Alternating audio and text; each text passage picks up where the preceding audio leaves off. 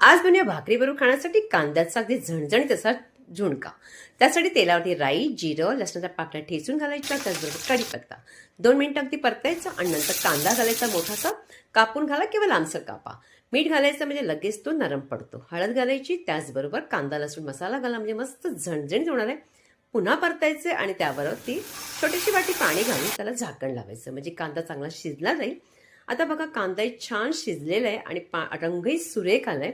त्याच्यावरती घालायचं एक छोटीशी वाटी बेसन.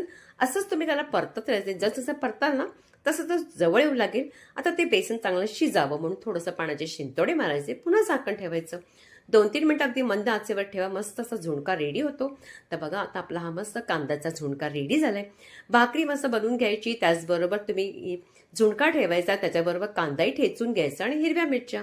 अशा पद्धतीने नक्की करून बघायचे आणि जर तुम्हाला रेसिपी आवडली असेल ना तर जास्तीत जास्त लाईक करायचंय.